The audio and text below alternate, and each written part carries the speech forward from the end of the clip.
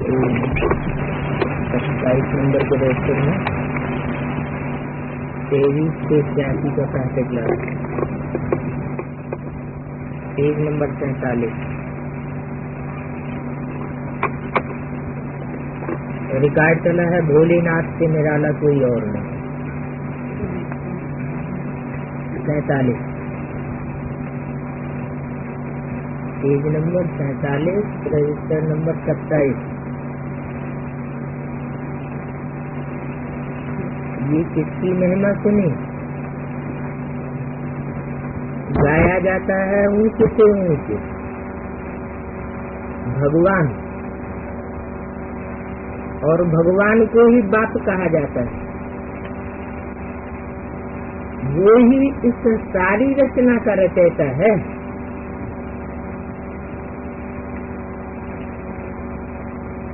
जैसे लौकिक बाप भी रचयिता है अपनी रचना का।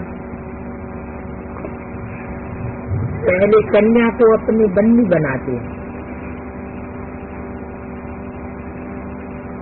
बच्चा नहीं बनाते, पहले कन्या को अपनी बन्नी बनाते हैं। नाम रखा है बन्ना और बन्नी।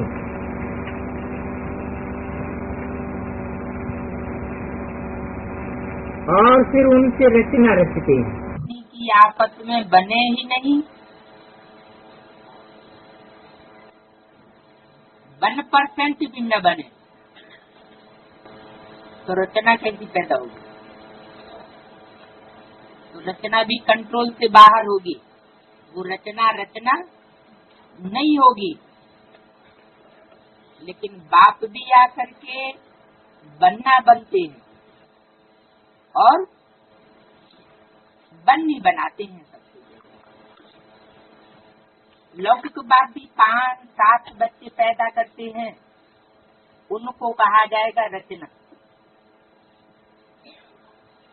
और बाप ठहरा रचयिता। रचना और रचयिता का क्या संबंध हुआ?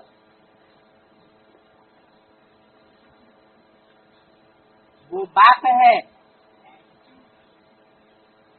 और वो बच्चा। तो बन्नी क्या बच्चा हो गई? बन्नी बच्चा नहीं है, लेकिन फिर भी जैसे रचना रचयिता के कंट्रोल में होनी चाहिए, बच्चा बाप के कंट्रोल में होना चाहिए, ऐसे ही है। रचना को रचयिता बाप से वर्षा मिलता है और बन्नी को बनना से वर्षा नहीं मिलता है। क्या मिलता है? फिर मिलता क्या है? जो बनी है रचयिता की, उस बनने वाली को क्या मिलता है? कौन सी हिस्सेदारी मिलती है? हाफ पार्टनर जो कहा जाता है वो तो विदेशों की बात है। विदेशों में कहा जाता है हाफ पार्टनर, और भारतीय परंपरा में हाफ पार्टनर नहीं, सिर्फ अर्धांगिनी कहते हैं। उसके लिए सैम्बल दिखाया है, कौन सा? शंकर पार्वती का अर्धनारीश्वर। उसमें भी वो बामांगी है।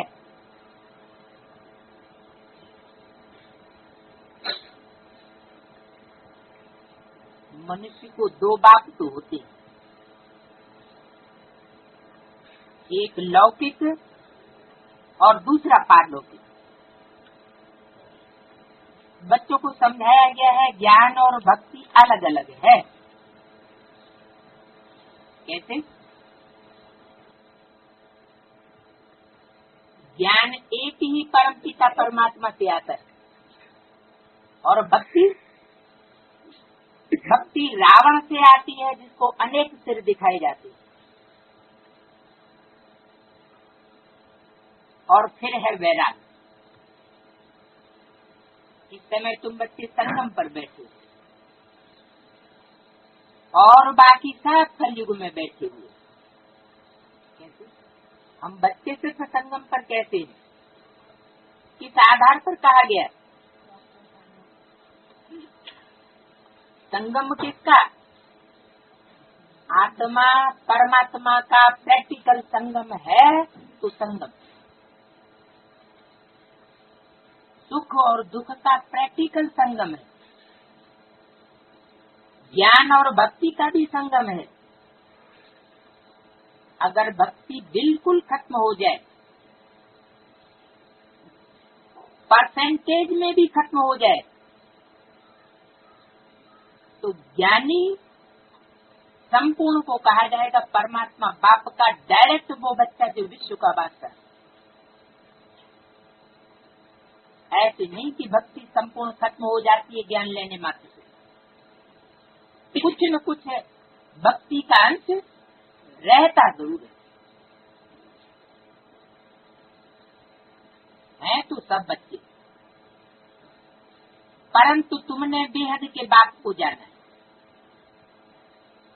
किसने? जो सन्मुख बैठे हैं उनको कहा जाता है तुमने, और जो सन्मुख नहीं हो पाते उनको तुम नहीं कहा जाएगा। तुमने बेहद के बाप को जाना है जो सारी रचना का रचयिता है।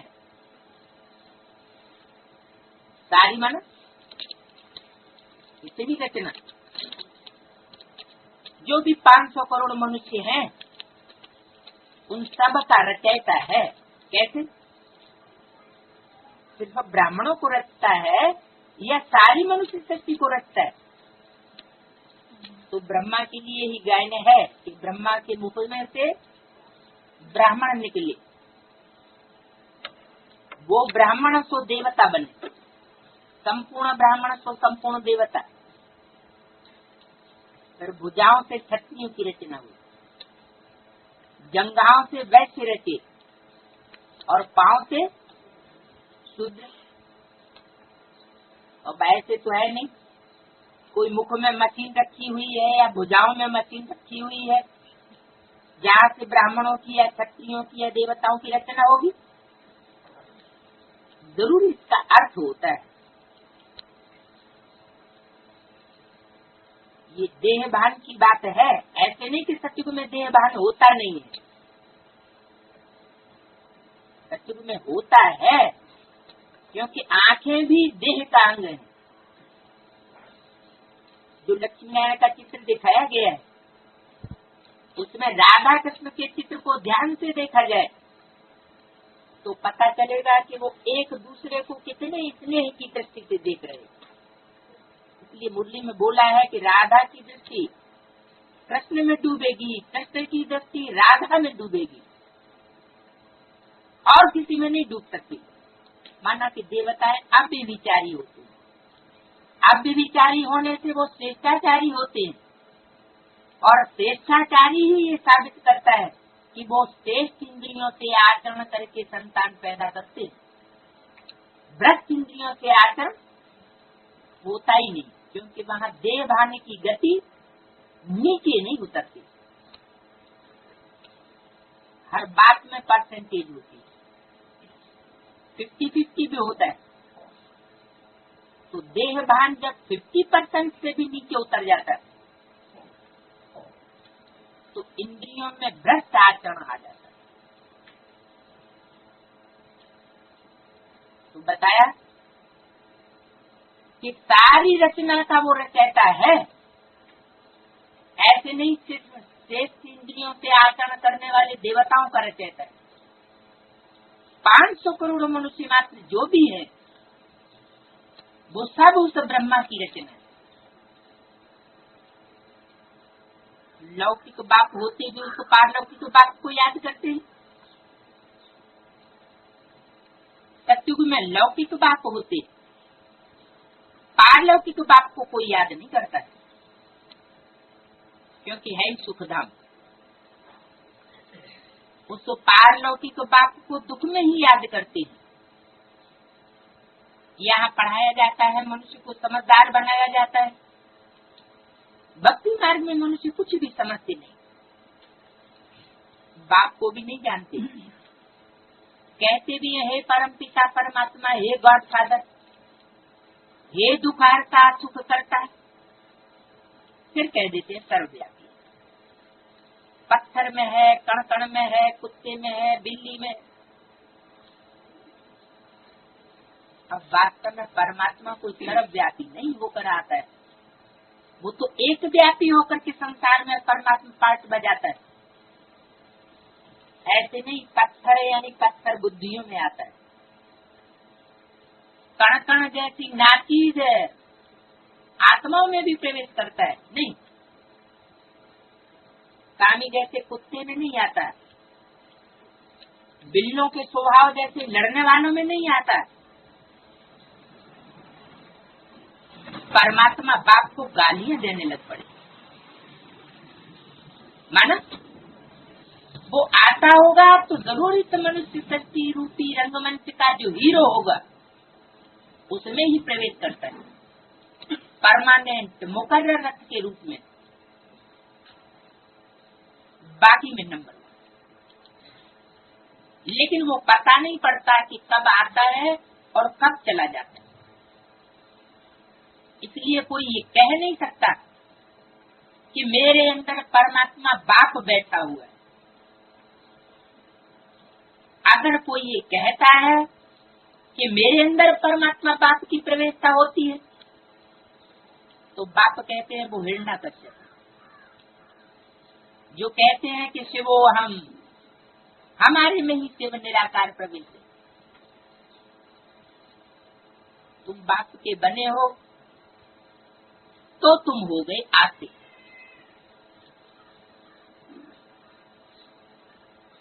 तुम्हारी बात के साथ प्रीति बुद्धि है।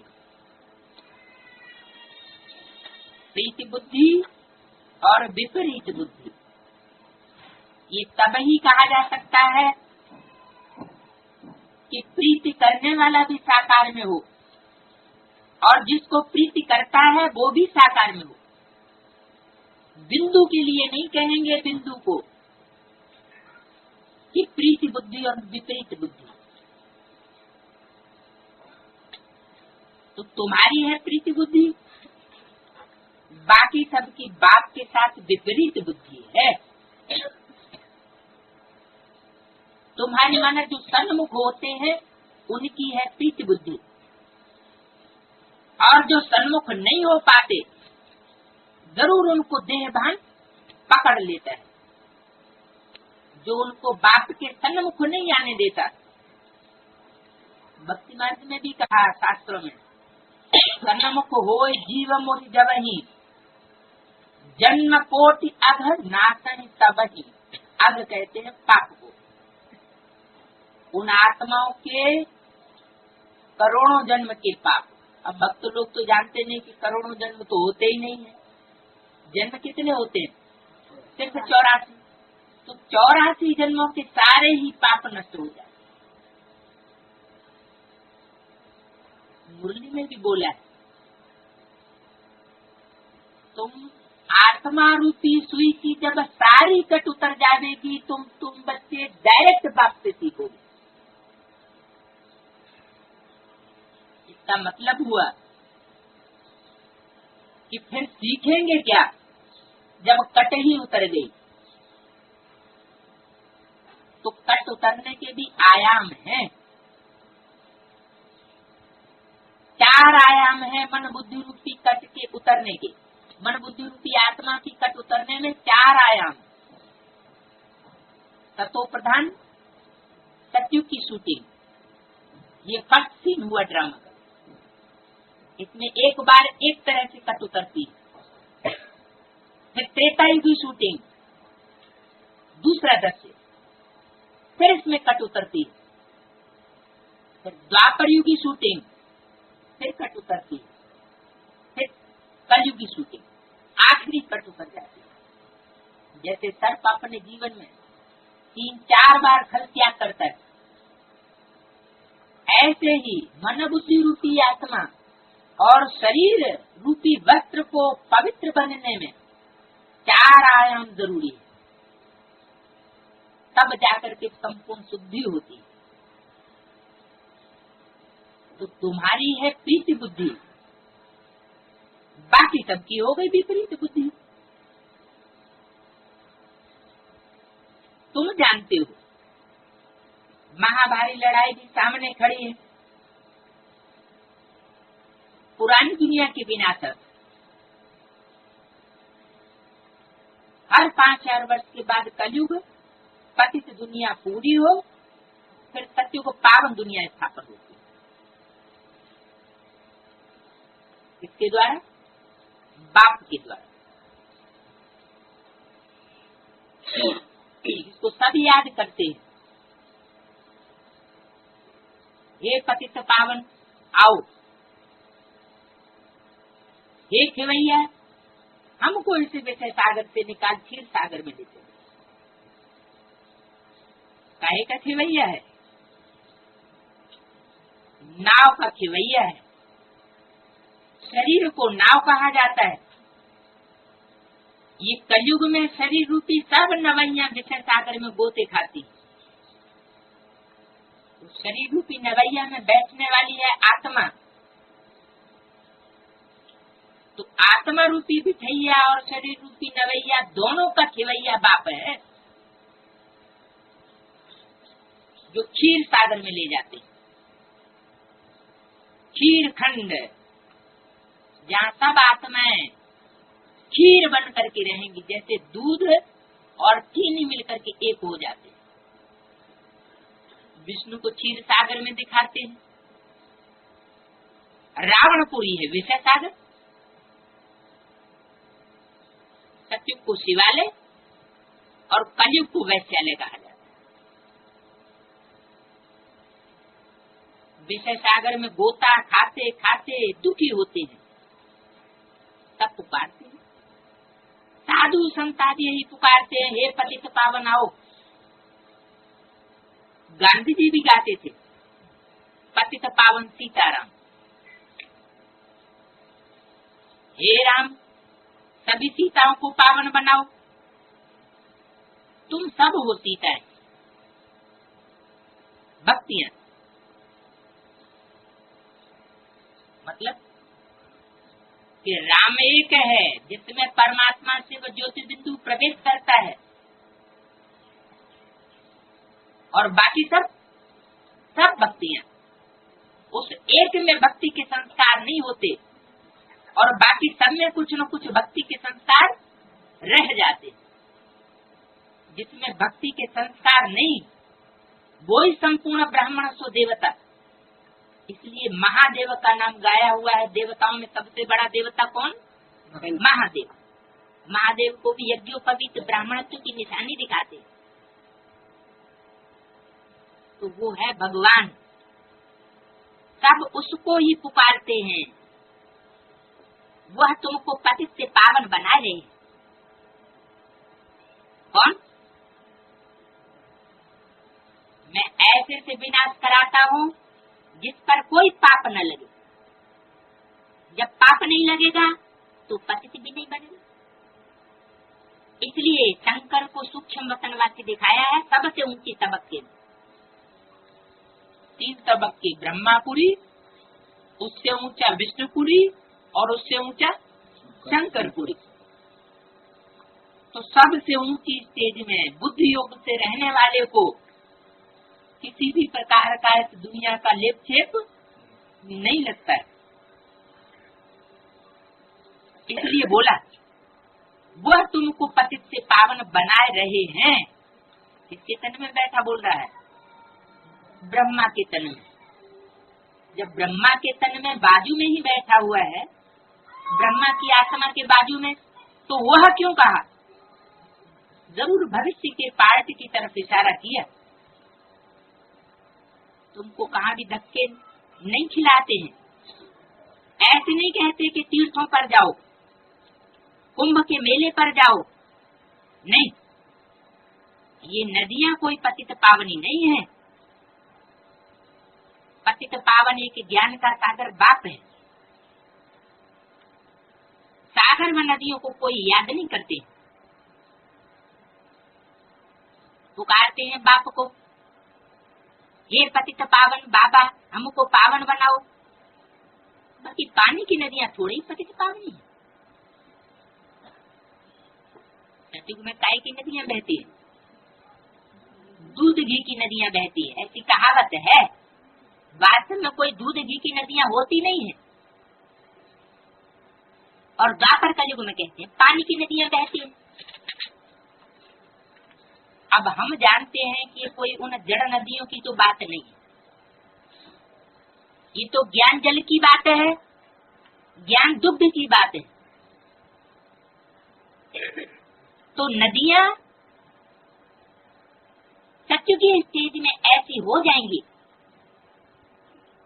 तो उनमें दूध ही दूध होगा, घी ही घी होगा, माना प्योरिटी होगी। और कलयुग में दूध और घी का नाम निशान नहीं। पानी को बुलोया जाएगा तो कुछ नहीं निकलेगा, और दूध घी को बिलोएंगे, दही को बिलोएंगे तो मक्खन निकलेगा, अच्छे से अच्छी चीज निकलेगी जिसमें पावर भरी हुई होगी। परमात्मा बाप के लिए नहीं कहते हैं कि पानी,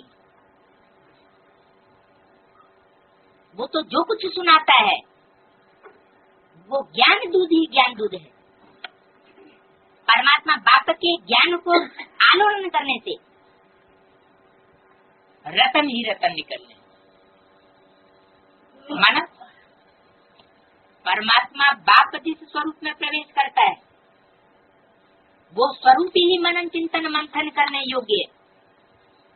और जिसने जिसने मनन चिंतन मंथन किया होगा वो ही स्वरूप को पहचान सकेगा और परमात्मा बाप से वर्षा रत्नों का प्राप्त कर सकेगा। इसलिए शंकर के सामने जाकर कहते हैं क्या, भर दे झोली भर दे झोली।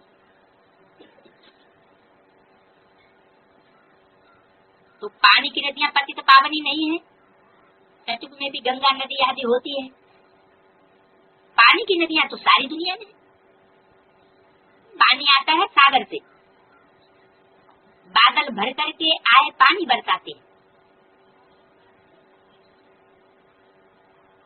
पतित पावन एक बात को ही कहा जाता है, न बादलों को कहा जाता है न नदियों को कहा जाता है। और कैनाल्स और नालों को तो कहा ही क्या जाएगा। वो बाप जब आए तब आकर के पावन बनाए।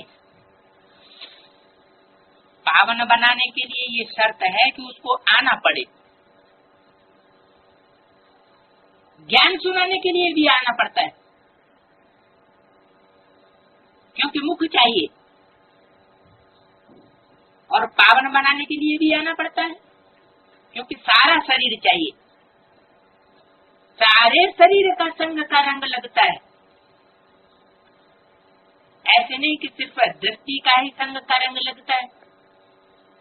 हाँ, दृष्टि सबसे जास्ती गहरा असर करने वाली है और सबसे जास्ती धोखा देने वाली भी दृष्टि ही। पतित और पावन बनने की शुरुआत दृष्टि से होती है। भारत की ही महिमा बहुत भारी है, दूसरे देश की महिमा इतनी क्यों नहीं है।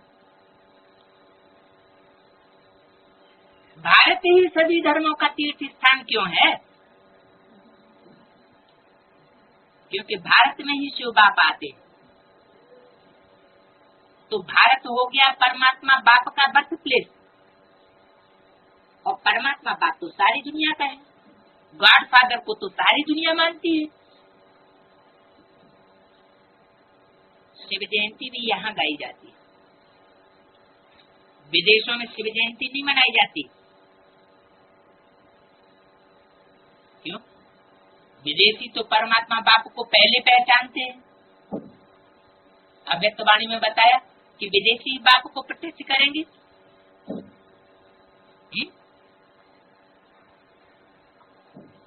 फिर शिव की जयंती अर्थात प्रत्यक्षता रूपी जन्म ये दिव्य जन्म भारत में ही क्यों गाया जाता है? क्योंकि भारतवासी जिनमें पवित्रता के प्रति विशेष मान है, वो ही परमात्मा बाप को पहले पहचानते हैं।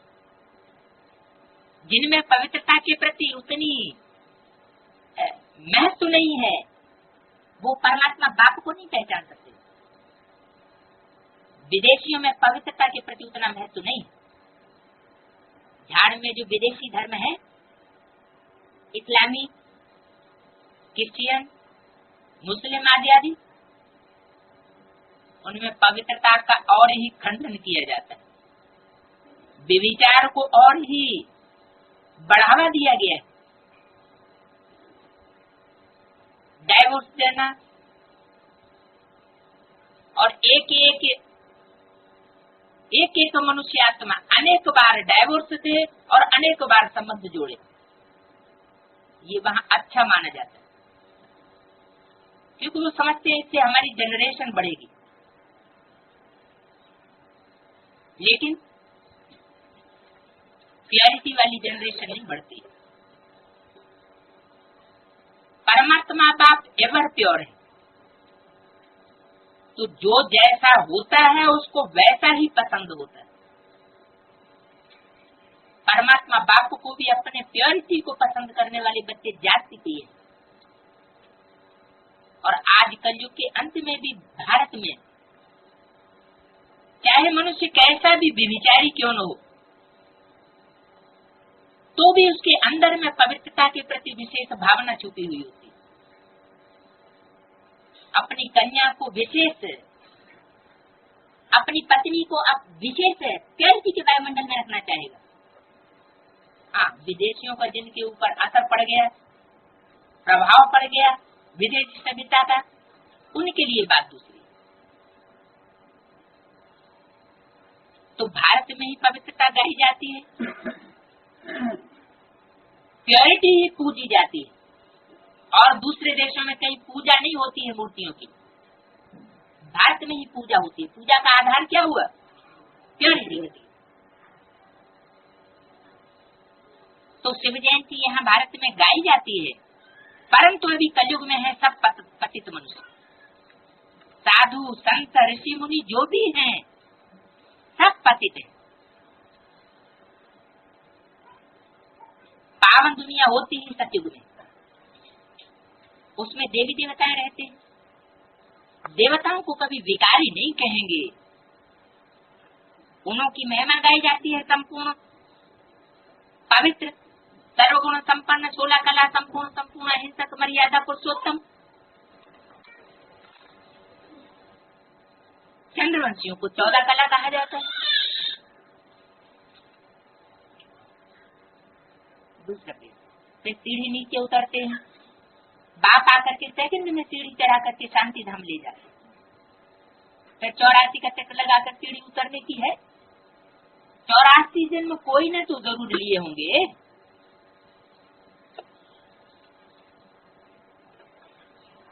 इसका मतलब बहुतेरे ऐसे हैं जो देवता तो बनते हैं, लेकिन हाफ कास्ट देवता बनते हैं, संपूर्ण देवता नहीं बनते, कम कला वाले देवता बनते हैं। मुख्य है सर्वशास्त्र शिरोमणि गीता, श्रीमद् भगवत गीता माना भगवान की गाई हुई। परंतु भगवान किसको कहा जाता है? भगवान किसका गायन करेगा, किसका गीत गाएगा? कहते ना, ये तो उनके गीत गाते रहते हैं। गीत गाना माना महिमा करना। तो भगवान किसकी महिमा करता है? बच्चों में भी 2 प्रकार के बच्चे हैं, मेल्स भी है, फीमेल्स भी है। माताओं की महिमा करता है, कन्याओं की भी महिमा नहीं उतनी। किसकी महिमा? माताओं की विशेष महिमा करता है। और माताओं में भी लक्ष्मी माता की उतनी महिमा नहीं जितनी जगदम्बा की महिमा। तो श्रीमद् भगवत गीता माना भगवान की गाई हुई। इसलिए भारत में ये परंपरा अभी तक भी चली आ रही है। मान्यता है यत्र नार्यस्तु पूज्यन्ते, यहाँ नारी को माता गुरु माना जाता है, नारियों की पूजा होती है, वहाँ साफ सुख शांति रहती है। और जहाँ उनका अपमान होता है वहाँ प्राप्ति नहीं हो पाती सुख शांति की। तो भगवान के द्वारा जिसका गायन किया गया है, गीत गाया गया है, उसका कारण क्या, क्यों गीत गाया? चैरिटी। और चैरिटी भी सिर्फ कहने मात्र नहीं, कोई प्रैक्टिकल प्रूफ चाहिए, ऐसे नहीं। परंतु कोई भगवान को नहीं जानते। भगवान किसको कहा जाता है ये पतित मनुष्य नहीं जानते। वो कह देते हैं कृष्ण भगवान। शूटिंग कहाँ होती है? संगम की दुनिया में वो समझते हैं कृष्ण की सोल ही भगवान का पार्ट बजाती, मानव ब्रह्मा की सोल भगवान का रूप है।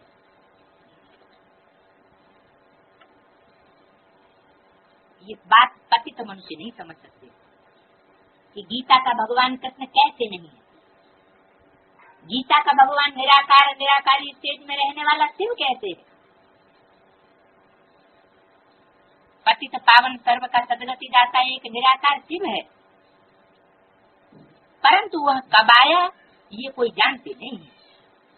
ऐसे ही शिव जयंती मनाते चले आ रहे हैं भक्ति मार्गों वालों की देखा दूनी।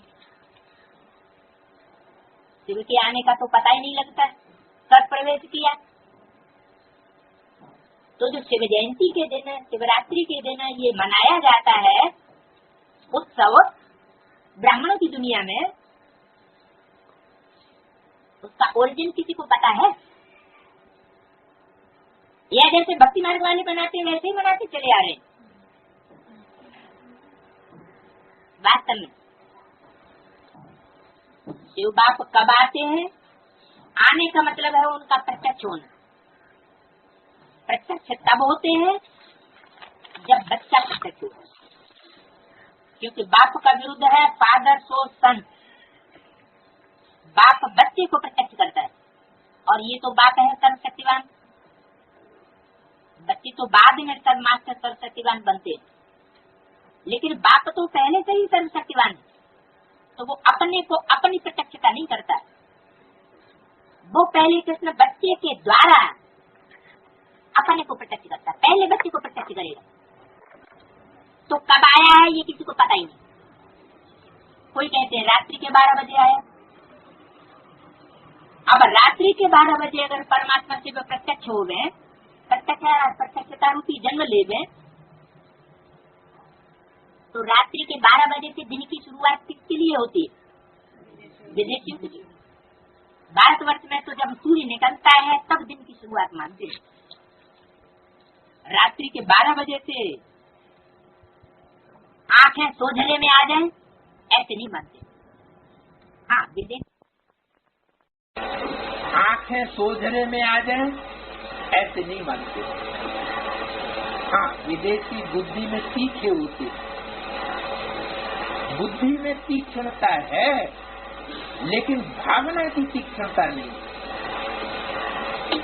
इसलिए परमात्मा बाप को पहचानते तो हैं, लेकिन पहचानना और न पहचानना उनको बराबर हो जाता है, क्योंकि नास्तिक के नास्तिक ही बने रह जाते। रचयिता बाप और उसकी रचना को नहीं जान पाते। रचयिता बाप को मान लो जान भी लिया, और उसकी जो फर्स्ट रचना है जिसका भगवान भी गायन करता है आदि देवी, उसको न पहचान पाने के कारण वो डिसरिगार्ड करते हैं। विदेशी लोग कभी माता को नहीं मानते, गॉड मदर, क्या कहेंगे? God father. इसलिए उनको प्राप्ति नहीं हो पाती। बाबा तो बोलते हैं इस ब्रह्मा को प्रसन्न किया तो मैं भी प्रसन्न रहूंगा। अगर इस ब्रह्मा को खुश नहीं कर पाया तो मेरे को भी खुश नहीं कर सकेंगे। तो वो कब आया ये कोई नहीं जानते। आते ही आकर के अपना परिचय देते हैं। अब देखो ये बच्चे और बच्चियां दोनों कहते हैं बाबा। गाया भी जाता है, तुम माता पिता हम बालक तेरे। तुम्हारे इस योग सीखने से सुख घनेरे मिलते हैं। तुम यहाँ आई हो बेहद के बाप से स्वर्ग के 21 जन्मों का वर्षा पाने। अब शिव जयंती भी भारत में ही मनाते हैं, रावण भी भारत में ही दिखाते हैं। राम और रावण दोनों को भारत में दिखाया जाता है। रावण है अनेक मुख का सूचक और राम है एक मुख का सूचक। माना राम की है एक मत और रावण की है अनेक मत है, क्योंकि मुख में ही मत भरी हुई है। अर्थ तो कुछ भी समझते नहीं है। शिव हमारा बेहद का बाप है, ये एक भी नहीं जानते। सिर्फ शिव की पूजा करते रहते हैं। जब सारा झाड़ तमो प्रधान हो जाता है तब बाप आते हैं। सारा झाड़ मन जितने भी धर्म हैं, धर्म में आने वाली आत्माएं हैं, वो सब इस शक्ति पर रंगमंच पर उतर आती है। जो लास्ट धर्म है नास्तिक धर्म, जिसको बाप से वर्षा नहीं मिलता है, स्वर्ग की राजाई का, वो आत्माएं भी इस शक्ति रूपी रंगमंच पर आ जाएं तो कौन सी स्टेज में आएंगी? सात्विक स्टेज में आएंगी या तमो प्रधान स्टेज में आएंगी? जो परम धाम से आत्माएं उतरेंगी वो सात्विक स्टेज में उतरेंगी ना। तो उस समय परमात्मा बाप नहीं आता, वो आता तब है जब सब तमो प्रधान स्टेज में आ जाती है। यानी नास्तिक धर्म की जो लास्ट धर्म की आत्माएं वो भी सतो प्रधान से तमो प्रधान बन जाती, तब बाप का आना। नई दुनिया में भारत स्वर्ग था, अभी नरक पतित दुनिया बन गई है। भारत में ही अब कलयुग है और भारत में ही सतयुग था। बाप समझाते हैं पहले पहले तुम स्वर्ग की मालिक। पहले पहले का मतलब क्या? तुम माने जो बाप के सन्मुख बैठते हैं, परमात्मा पायतधारी बाप के जो सन्मुख बैठते हैं वो पहले पहले स्वर्ग के मालिक बनते हैं, और जो सन्मुख नहीं आ पाते वो उस स्वर्ग के मालिक नहीं बनते। तुम 84 जन्म भोग नरकवासी बने हो, और धर्म के जो भी ब्राह्मण हैं और धर्मों में कन्वर्ट होने वाली जो भी देवात्माएं हैं वो पूरे 84 जन्म नहीं लेती, तो परमात्मा बाप का सन्मुख साक्षात्कार भी नहीं करती, और वो 84 जन्म न लेने के कारण पूरे नरकवासी हो जाते। न पूरा पतन का ग्रहण लगता है, न पूरा उत्थान होता है। अब मैं तुमको राजयोग सिखाए मनुष्य से देवता, पतित से पावन बनाता हूँ। ज्ञान से होती है सदगति, अज्ञान से तुम्हारी दुर्गति होती है। अज्ञान भक्ति को कहा जाता है। भक्ति अर्थात ब्रह्मा की रात, ये कब होती है? द्वापर कलयुग अगर भक्ति ही कहें ब्रह्मा की रात, तो वहाँ ब्रह्मा होता है? ब्रह्मा की रात तो ब्राह्मणों की रात, न वहाँ ब्रह्मा होता न वहाँ ब्राह्मण होते, तो ब्रह्मा की रात कैसे? जरूर ये संगम युग का गायन है शास्त्रों में। संगम युग में ब्रह्मा में परमात्मा बाप जब साकार में प्रत्यक्ष होता है तो है ब्रह्मा का दिन, और जब ज्ञान सूर्य बाप गुप्त हो जाता है तब होती है ब्रह्मा की रात। ब्रह्मा की सोल भी अंधेरे में आ जाती है अज्ञान के, और ब्राह्मण भी अज्ञान के अंधेरे में आ जाते हैं। तो तुम ब्रह्मा कुमार कुमारियां दिन में जाते हो, सारे ही ब्रह्मा कुमार कुमारियां दिन में नहीं जाते। तुम ये सब पुरानी दुनिया को अब आग लगनी, बरोबर महाभारत लड़ाई भी है। बरोबर इस महाभारत लड़ाई के बाद ही भारत स्वर्ग बन जाता है। इसलिए कहते हैं gateway to heaven is Mahabharat. अनेक धर्म विनाश हो, एक धर्म की स्थापना होती है। कहाँ? कौन से देश में? भारत देश। ये भारत देश ही एक ऐसा देश है जहाँ सब धर्म घुसे पड़े। भारत देश की राजधानी दिल्ली ही एक ऐसी राजधानी है, एक ऐसा शहर है दुनिया का जहाँ दुनिया के ज्यादा से ज्यादा तादाद में सब धर्म के लोग घुसे हुए। हर धर्म ने दिल्ली के तख्ते पर राज्य किया है, तो हो गया बेविचारी राज्य। बेविचारी वातावरण बनेगा। तो बाप आते हैं तो क्या करते हैं? अब बेविचारी बनाते हैं। तो भारत ही स्वर्ग बनता है, अब विचारी स्वर्ग। पहले होता है वैश्यालय, फिर बनता है शिवालय। इसके बाद महाभारी महाभारत लड़ाई के बाद जो और धर्म है और मते हैं वो सब नष्ट हो जाते हैं और धर्मों का वर्चस्व भारत में नहीं रह सकता। अनेक धर्म विनाश हो, एक धर्म की स्थापना होती।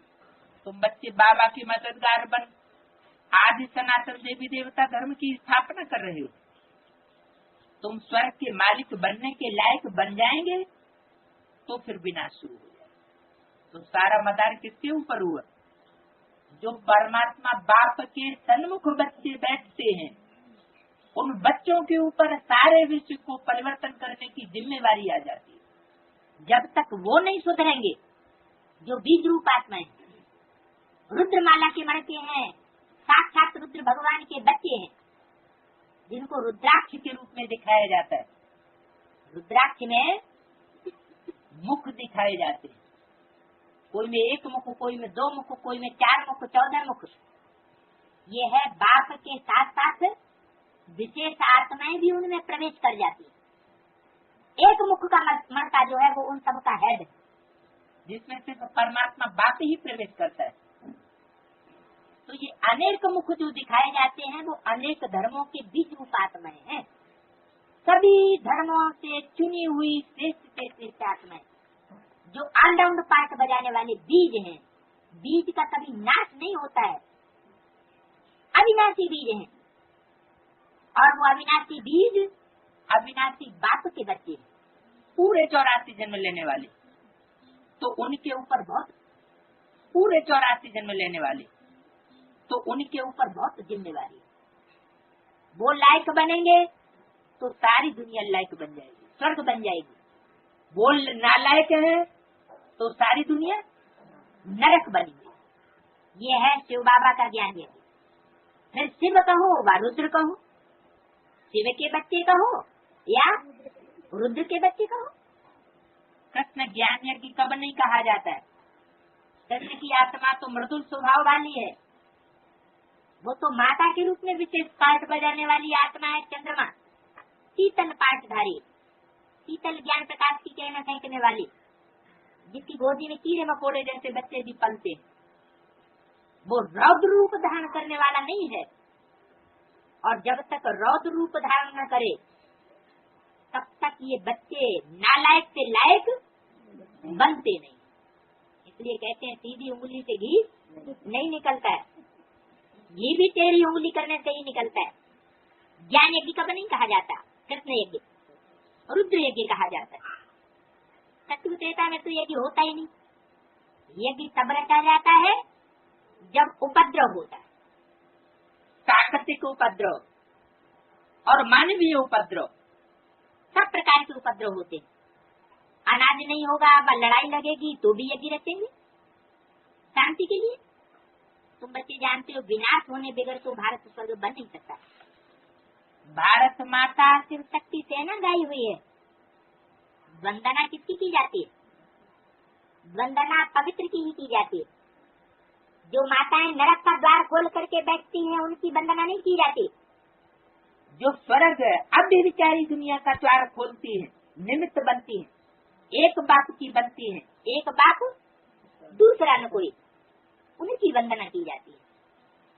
तो माताओं को वंदे मातरम कहा जाता है, क्योंकि तुमने श्रीमत पर भारत को स्वर्ग बनाया। अनेक मत वाली रावण की मत पर तुम नहीं चली हो। अब बाप कहते हैं मौत तो सबके सर पर खड़ा है, इसलिए अब ये एक जन्म पवित्र रहो और बाप को याद करो तो तुम तमो प्रधान से सतो प्रधान बन जाएंगे। अभी तुम शूद्र से ब्राह्मण बन फिर देवता बनेंगे, ये कोई नई बात नहीं है। कल्प कल्प हर 5-4 वर्ष के बाद ये चक्र फिरता रहता है। नरक से स्वर्ग बनता है। पतित दुनिया में मनुष्य जो कर्म करते हैं वो पाप कर्म, विपरीत कर्म, विकर्म ही बन जाता है। बाप कहते हैं 5-4 वर्ष पहले भी मैंने तुमको कर्म, अकर्म और विकर्म की गति समझाई। क्या गति समझाई थी? कर्म किसे कहा जाता है? कर्म वो कहा जाए जिसका श्रेष्ठ रिजल्ट निकले। यानी श्रीमत के अनुकूल जो भी कर्म किए जाते हैं वो है कर्म, जिनको हम कहें सुकर्म, और अकर्म देवताएं करते हैं। आत्मिक स्थिति में रह करके, निराकारी स्टेज में जब रहते हैं देवताएं अपने को आत्मा समझते हुए, तो शरीर से किए हुए कर्म का उनके ऊपर लेप नहीं लगता, तो अकर्म। और ये अकर्म की स्टेज यहाँ ब्राह्मणों की दुनिया में भी बन सकती है। जो बच्चे आत्मिक स्टेज में परिपक्व हो जाते हैं उनके फिर अकर्म हो जाते हैं, कर्म। इसलिए वो भक्त भी इस बात को जानते हैं। गीता में लिखा हुआ है कि स्वरूप निष्ठा में स्थित हुआ व्यक्ति अगर सारी दुनिया की हत्या कर दे तो भी उस पर कोई पाप नहीं करता। तो अकर्म की गति भी बताई, और विकर्म विपरीत कर्म, जब श्रीमत के खिलाफ कर्म किए जाते हैं वो है सब विपरीत कर्म, जिससे पाप बनता है। बाप कहते हैं 5000 वर्ष पहले भी मैंने तुमको कर्म कर्म विकर्म की गति समझाई थी, और अब फिर से तुमको समझाता हूँ। मैं परमपिता परमात्मा निराकार तुम्हारा बाप हूँ। ये शरीर मैंने आधार लिया है, ये कोई भगवान नहीं है। मनुष्य को देवता भी नहीं कहा जाता, तो मनुष्य को फिर भगवान कैसे कह सकते हैं? बात समझाते हैं, तो मैंने साधु संत सन्यासियों आदि का संग करते आए हो। 84 जन्म लेते लेते नीचे सीढ़ी उतरनी, ऊपर कोई जा ही नहीं सका। क्यों नहीं जा सका? क्योंकि तुमने मनुष्यों का संग किया। साधु संत महात्मा ऋषि मुनि सब क्या हुए? ये सब मनुष्य हैं, तो ऊपर कोई नहीं जा सका। दुनिया भी नीचे उतरती गई और तुम भी नीचे उतरते गए। सब पतित बनने का ही रास्ता बताते, खुद भी पतित बनाते हैं। सब बाप कहते हैं कि उनका भी उद्धार करने मुझे आना पड़ता है। किनका? साधु संत महात्माओं का। ये है रावण राज्य।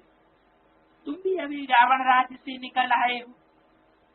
धीरे धीरे सबको पता पड़ जाएगा क्या कि रावण राज्य कहाँ और राम राज्य कैसे स्थापन होता है और कहाँ स्थापन होता है, सबको पता पड़ेगा। ब्राह्मण बनने बगैर शिव बाबा की वर्षा कोई नहीं ले सकता। क्या ये शर्त है? ब्राह्मण किसे कहा जाता है? ब्रह्मा मुख वंशावली है, तो जो बात मुख से कहे वो मानना पड़ेगा। अगर ब्रह्मा मुख की बात नहीं मानता है तो वो ब्राह्मण नहीं कहा जा सकता। दूसरी विशेषता है ब्राह्मणों की, बल्कि सत्य कही जाए, पवित्रता। अगर पवित्र नहीं बना है, मन में एक और कर्मेंद्रियों में दूसरा भरा पड़ा है, तो अंदर एक और बाहर दूसरा, ऐसा ब्राह्मण नहीं हुआ, क्योंकि पवित्रता को पालन नहीं कर सकता। ऐसा ब्राह्मण परिवार के लिए बहुत खौफनाक खतरनाक है। कहना कि हम ब्रह्मा बाप के बच्चे और फिर भाई बहन बहन करके भी फिर क्रिमिनल स्टार्ट करते हैं, तो वो बाप के बच्चे कैसे हुए? ऐसा बच्चा लौकिक में भी बाप को पसंद नहीं होता। क्यों? क्योंकि वो खून को खराब करने वाला समझा जाता है, वंशावली को नष्ट करने वाला समझा जाता है। तो बाप भी कहते हैं जब तक ब्राह्मण नहीं बने हो तब तक बाप का बेहद का वर्षा तुमको नहीं मिल सकता। बाप है ही तो एक निराकारी बाप और एक साकारी बाप। वेद के बाप भी दो हैं, एक निराकारी ज्योति बिंदु शिव आत्माओं का बाप, और दूसरा साकारी बाप मनुष्यों का। हर धर्म के मनुष्य उसकी मान्यता करते हैं, भले लंबी हिस्ट्री किसी के पास हो या न हो, लेकिन उस आदम को हर धर्म के लोग मानते हैं। वर्षा मिलता है एक साकारी बाप से, साकारी बच्चों को, और फिर निराकार बेहद के बाप से वर्षा भी मिलता है निराकारी आत्माओं को। तो यहाँ रुद्रमाला के मन की किस स्टेज में होने चाहिए? जरूर निराकारी स्टेज में हो। निराकारी स्टेज में सूक्ष्म आत्मा सूक्ष्म स्टेज में टिकने वाली बनेगी, तो मनन चिंतन मंथन की सूक्ष्म गहराइयों में जा सकेगी। अगर देह भान में होगी तो मनन चिंतन मंथन चल ही नहीं सकता। अभी तुम बच्चे जानते हो, मीठे मीठे शिव बाबा से हम 21 जन्म के लिए सुखधाम का वर्षा लेने आए। विश्व के मालिक बनते हैं योग बल से, कोई हथियार सवार आदि की बात नहीं है। तो बाप से योग लगाकर विकर्म विनाश कर विष्णुपुरी के हम मालिक बनते हैं। अब अमर लोक में जाने के लिए तुम अमर कथा सुन रहे हो। ये कथा कब तक सुनिए, जब तक हम अमर लोक में नहीं पहुंचे। अमर लोक माने अमर लोक अमरनाथ के द्वारा स्थापन होता है। अमरनाथ, अमर कहते हैं देवताओं को और नाथ कहते हैं स्वामी। देवताओं को नाथने वाला माने अपने अंदर में चलाने वाला। ये किस युग का गायन है? जरूर संगम युग में ही अमरनाथ है। ऊंची स्टेज में रहने वाले को ही अमरनाथ कहा जाता है। अमरनाथ की यात्रा पर लोग जो जाते हैं तो कोई पहाड़ पर जाने की बात नहीं है, लेकिन जिनकी ऊंची स्टेज बनी हुई होगी वही उस स्टेज पर पहुंचते हैं। तो अमर कथा तब तक सुनते हैं जब तक अमर नहीं बने, माना नित्य बुद्धि नहीं बने। बच्चा नित्य बुद्धि हुआ, बाप का बच्चा बन गया, और नित्य उखड़ गया, माना बाप का बच्चा मर गया। तो मरने वालों की लिस्ट में बने हैं या अमरनाथ के अमर बच्चे बने हैं? ऐसे नहीं आज नित्य बैठा और बाहर के वातावरण में गए और नित्य उखड़ गया, उसको अमरनाथ का बच्चा नहीं कहा जाएगा।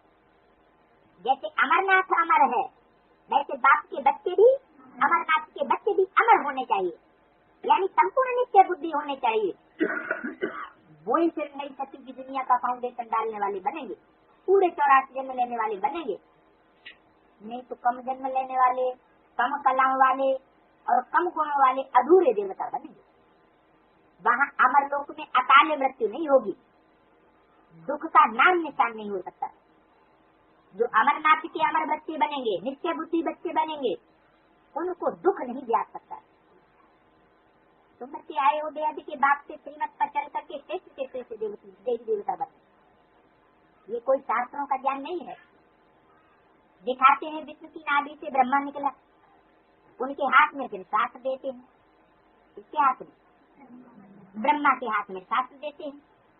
और वो ब्रह्मा निकला कहाँ से? विष्णु की नाभि कमल से निकला। तो ये बातें कहाँ की हुई? विष्णु किसे कहा जाता है?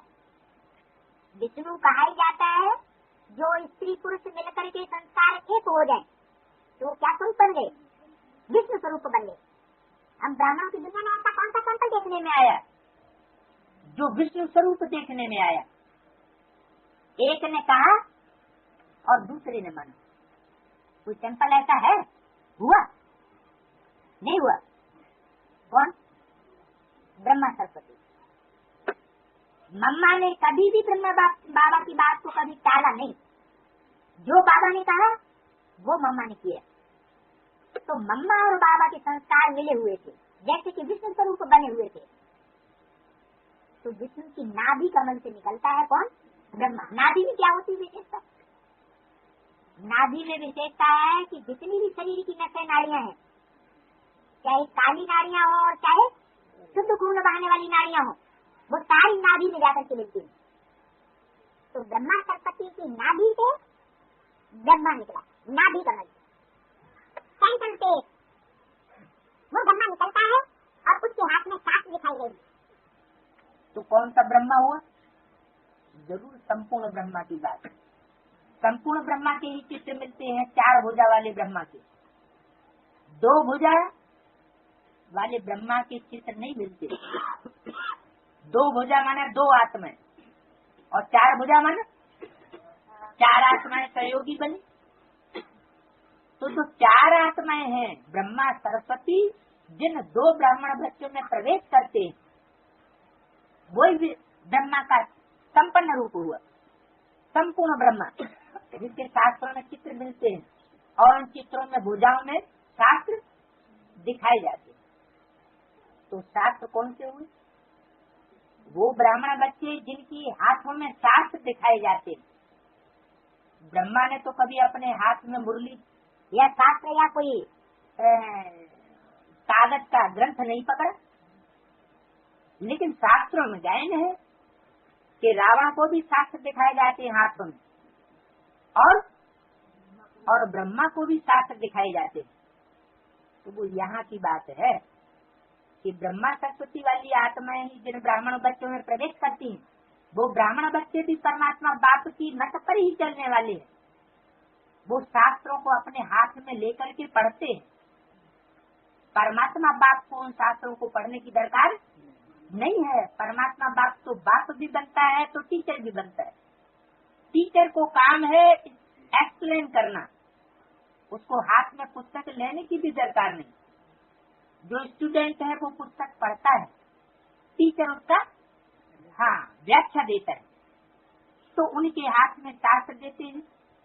बाप कहते हैं ब्रह्मा द्वारा मैं तुमको सारी रचना की आदि मध्य अंत का ज्ञान सुनाता हूँ। ये ब्रह्मा सुनाने वाला नहीं है, मैं ही ज्ञान का सागर। गाते भी हैं ज्ञान सूर्य प्रगटा अज्ञान अंधेर विनाश। तो क्या कोई स्थूल सूर्य है? स्थूल रूप में कोई अज्ञान की लाइट है? अज्ञान है क्या? अज्ञान का अंधेरा न स्थूल में कोई ज्ञान सूर्य है, न स्थूल में कोई चोर डकैत है। ये सब सूक्ष्म बातें। ज्ञान सूर्य प्रगटेगा कैसे? फिर जब सूक्ष्म है तो सूक्ष्म को प्रकट होने के लिए तो कुछ चाहिए। हीरे जैसा कब बनेगा और कौड़ी जैसा कब बनेगा? संगम युग पर ही हीरे जैसा बनता है और संगम युग पर ही कौड़ी जैसा बना है। उसका नाम रखा है प्रजापति। प्रजापति क्यों कहा? संपन्न स्टेज का रूप है प्रजापति। जो असंपन्न स्टेज है उसको कहा गया है प्रजापिता। प्रजापिता पति को कहा जाता है। पूर्व जन्म का जो प्रजापिता है वही अगले जन्म में पुरुषार्थ करके संपूर्ण स्टेज में पहुंच करके सारी प्रजा माने 500 करोड़ के ऊपर पति बनता है। करना ही क्या? कलयुगी वालों को नहीं याद करना, याद किसको करना है? बाप कहते हैं कोई भी देहधारी को याद मत करो। क्या माना? देवताओं को भी याद नहीं करना है तो क्षत्रिय बनने वालों को भी याद नहीं करना है। पर द्वापर युगी वालों को तो याद करना ही क्या? कलयुगी वालों को नहीं याद करना। याद किसको करना है? याद उसको करना है जो देह की स्टेज से परे विदेही है। विदेही माना देह की कर्मेंद्रियों की जिसको स्मृति न हो, इसलिए उसको कहते हैं एवर प्योर। एवर प्योर का मतलब ये नहीं कि कोई प्रूफ नहीं, उसका प्रूफ भी दिखाया जाता है। जो शिवलिंग बना हुआ है शिव के मंदिरों में, उसमें जलाधारी भी दिखाते हैं स्त्री का चिन्ह और लिंग भी दिखाते हैं पुरुष का चिन्ह। दोनों साथ साथ रहे पड़े। एक सेकंड के लिए भी और 1% के लिए भी जुदाई नहीं है, संन्यास वृत्ति नहीं है, लेकिन फिर भी पूजा होती है। क्यों? अगर वो इम्प्योरिटी है तो पूजा क्यों होती है?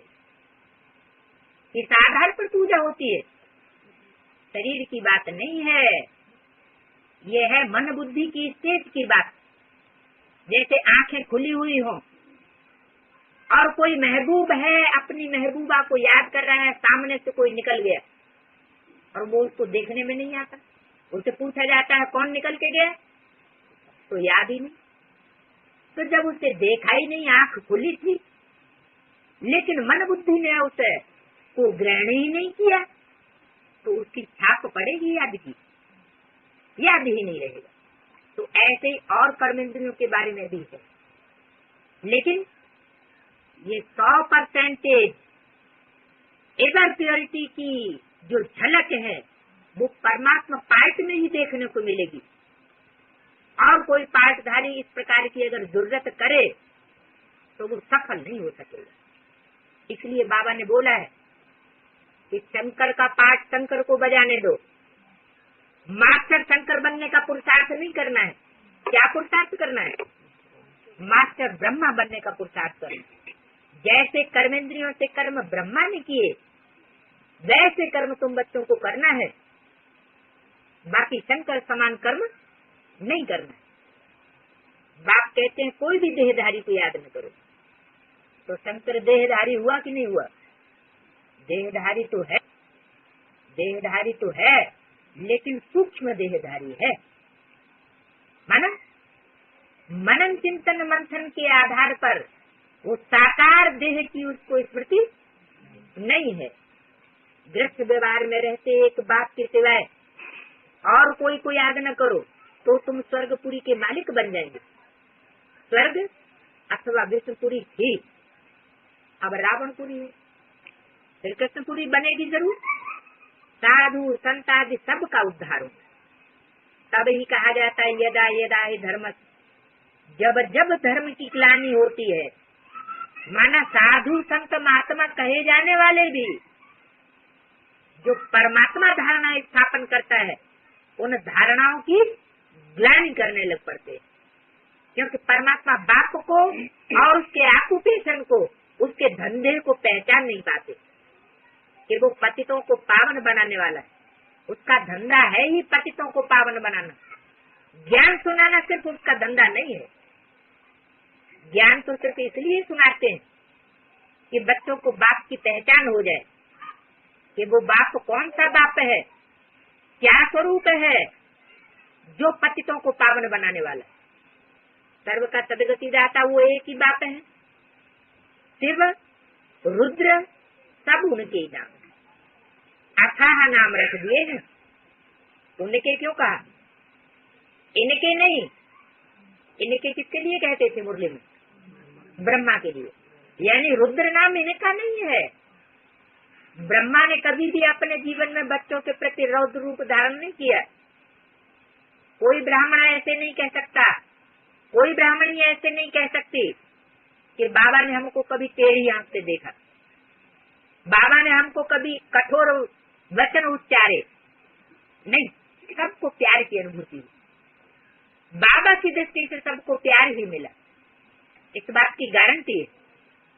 तो रौद्र रूप नहीं धारण किया। रौद्र रूप किस रूप के द्वारा? उनके द्वारा, इनके द्वारा नहीं। तो शिव रुद्र सब उनके ही नाम है। अथाह नाम रख, जैसा काम वैसे वैसे नाम रखिए। बाप कहते मेरा असली नाम शिव है, वो एक ही। मैं शिव हूँ, तुम शालिग्राम। क्या अंतर हुआ? शिव और शालिग्राम में क्या अंतर दिखाते हैं? शालिग्राम छोटे छोटे दिखाते हैं और शिवलिंग बड़ा बनाते हैं। बड़े का मतलब क्या हुआ? बड़ा पार्ट बजाने वाला, महत्व का पार्ट बजाने वाला। और शालिग्राम छोटे छोटे बनाते हैं, इसका मतलब उनके नंबरवार पार्ट। और शालिग्राम जो दिखाया जाता है उसमें एक और विशेषता, उसमें बंधन दिखाया जाता है। यानी शालिग्राम सब बंधन में आ जाते। परमात्मा सिर्फ किसी मनुष्य मात्र के बंधन में नहीं आ सकता, उसको कोई बांध नहीं सकता है। लेकिन मुरली में बोला हुआ है कि बंदरों में जो सबसे बड़ा बंदर होता है उसको कोई नहीं पकड़ सकता, वो पकड़ में नहीं आता है। तो क्या वो भी भगवान हो गया है? जो किसी के बंधन में न बंधे वो भगवान हो गया। तो लोगों ने हनुमान को भगवान मान करके पूजा करना शुरू कर दिया। वास्तव में जो सबसे जास्ती भिखारी होता है, पतितम कामी कांटा होता है, बड़े से बड़ा कांटा बनता है, उसी तन में परमात्मा प्रवेश करता है।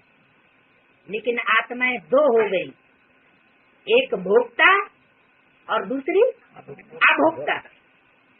तो उसमें गॉडफादर कौन है? अभोक्ता ही गॉडफादर, लेकिन तन एक ही है। इसलिए ये बुद्धि से खींचने की बात है। शिव को देखना है, सबको नहीं देखना है। अगर सबको देखने वाले बनेंगे तो फिर पुरुषार्थ में माया के थपेड़े बहुत लगेंगे। पार तो हो जाएंगे, क्रॉस तो हो जाएंगे, ये निश्चित है, लेकिन माया के थपेड़े बहुत खाने पड़ेंगे। तो सहज राज योग हुआ या कठिन योग हुआ? फिर कठिन योग हो जाए। तो कठिन रास्ता हम क्यों पकड़े? जो बाबा ने बोला है, जैसे ब्रह्मा बाबा कहते थे कि बच्चे किसकी गोद में आए हो, जो कहते थे ब्रह्मा बाबा की गोद में, तो बाबा कहते थे तुमने ब्रह्मा को याद किया, पतित को याद किया। जो कहते थे शिव बाबा की गोद में आए, तो शिव बाबा को याद करेंगे तो पास होगी। क्यों? क्योंकि स्मृति का सारा हिसाब है, सारा मदार स्मृति से बनता है, सारा जो हिसाब किताब बनाने वाली चीज है वो स्मृति है। इसलिए कहते हैं भाव प्रधान विश्व रचि राखा। भावना प्रधान होती है कर्म में। कर्म चाहे जैसा हो, लेकिन भाव उसमें कैसा है? जैसा भाव है, जैसा लक्ष्य है, वैसे लक्षण आएंगे और वैसी प्राप्ति होगी। तो असली नाम तो एक से वही है।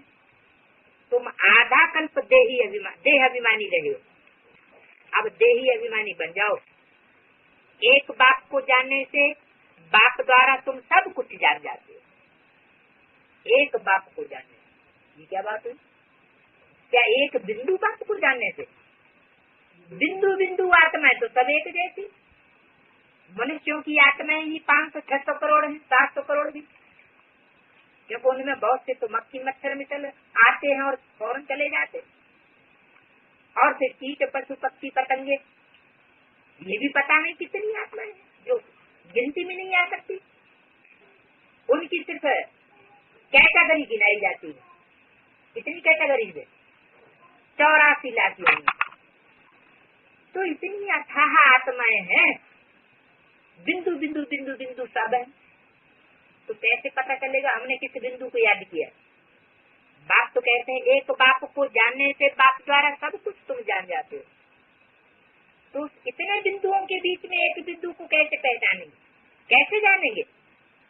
जरूर वो शरीर में आता है, मनुष्य शरीर में ही आएगा, क्योंकि मनुष्य है प्रधान, बुद्धि प्रधान। तो उस बाप के द्वारा तुम सब कुछ जान जाते हो। द्वारा शब्द बोला तो जरूर कोई मीडिया बनता है साकार, उसके द्वारा तुम सब कुछ जानते हो, नहीं तो कुछ भी नहीं जान सके। मास्टर ज्ञान सागर बन जाते। अच्छा, मीठे मीठे सिक्के बच्चों प्रति मास किताब बाप दादा का याद प्यार, गुड मॉर्निंग। रूहानी बाप की रूहानी बच्चों को